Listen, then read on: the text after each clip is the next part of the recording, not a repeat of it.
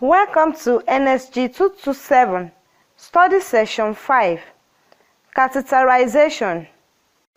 Introduction. Catheterization is a routine medical procedure that facilitates direct drainage of the urinary bladder. It may be used for diagnostic purposes or therapeutically to relieve urinary retention, instill medication, or provide irrigation. This session teaches about the purpose and how to assess a client who needs catheterization. Learning outcomes. When you have studied this session, you should be able to 1. Define the term catheterization. 2. State the purpose of catheterization. 3. Assess a client for catheterization.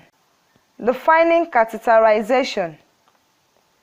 Catheterization is the introduction of a catheter into the urinary bladder. It is a medical procedure used to drain and collect urine from the bladder.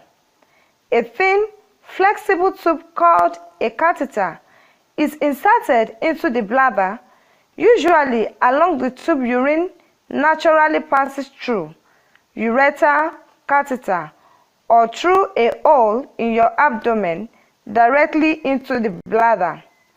Suprapubic catheter. The catheter usually remains in the bladder, allowing urine to flow through it and into a drainage bag. Purpose of or indications for catheterization. 1.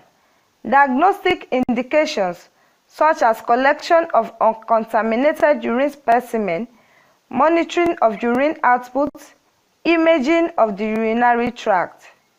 2. Therapeutic indications such as acute urinary retention, e.g., benign prostatic hypertrophy, blood clot, chronic obstruction that causes hydronephrosis, initiation of continuous bladder irrigation, intermittent decompression. 4. Neurogenic bladder. Hygienic care of bedridden patients to deliver medication directly into the bladder, such as chemotherapy medications used to treat cancer of the bladder. 3. Before, during, or after surgery. It keeps the bladder empty of urine during a surgical procedure, permits the surgeon a better view and palpation of internal tissue, and prevents accidental injury to the bladder. Also to be used to prevent urine from touching sutures in the perineum. Assessment of clients for catheterization. Nursing action and rationale. 1. Check the last time the client voided. Note amount and check fluid intake since last voiding. 2. Ask if the client feels like voiding. Determine if client has a history of allergies to antiseptic solutions. 3. Question the client for dysuria, urgency, frequency, or hesitancies. Ask if the client has been catheterized before. 4. Observe the client for involuntary passage of urine. Observe the client's ability to maintain the position necessary for the procedure. 5. Check the client for abdominal distension. Palpate the abdomen just above the symphysis pubis. A firm rounded mass suggests a full bladder. The full bladder will sound duller than usual. 6. Determine if client has a history of allergies to antiseptic solutions. Determines probable amount of urine in the bladder because urinary output approximates fluid intake. 7. Ask if the client has been catheterized before. Indicate full bladder due to pressure on stretch receptors in the detrusor muscles. 8. Observe the client's ability to maintain the position necessary for the procedure.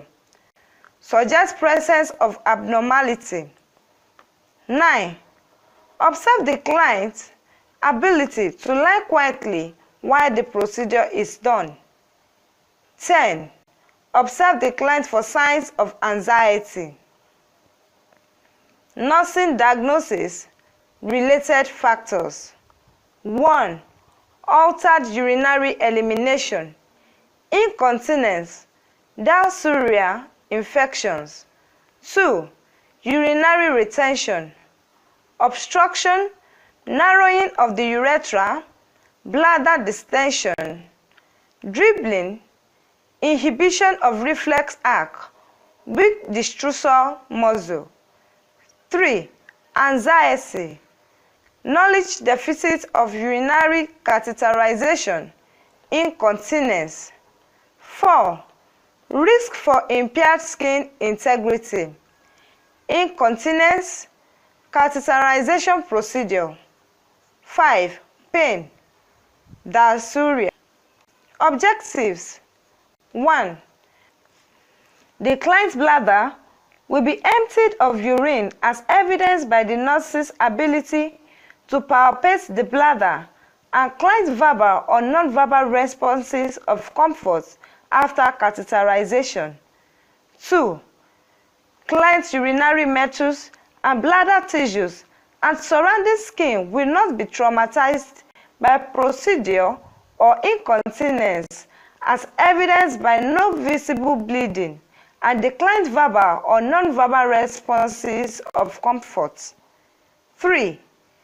The client will not exhibit any symptom and signs of urinary tract infection following the procedure within a 24-hour period and throughout catheterization. 4. The client will feel comfortable without pain as evidenced by its verbal and non-verbal responses. Requirements. 1. Sterile catheterization pack contains protective underdrape, perineal drape with center, sterile gloves, antiseptic lotion, lubricant, water-soluble, cotton balls or gauze, straight or indwelling catheter of appropriate size, forceps, basin. 2. Prefilled syringe about 10 to 30 ml. 3. Specimen container. 4. Angle poise lamp. 5. Urine collection bag, uribag. 6. Velcro leg strap or tape. 7. Disposal bag bottom shelf. 8. Plastic protective pad. 9. Extra sterile gloves. 10. Bed blanket or extra sheet bottom shelf. Patient preparation. 1. Before the catheterization, give the client adequate explanation of the procedure and the reason for it. 2.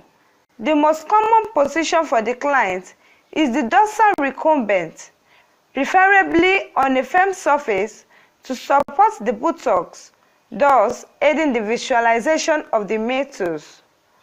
Also, the same position could be used for female clients.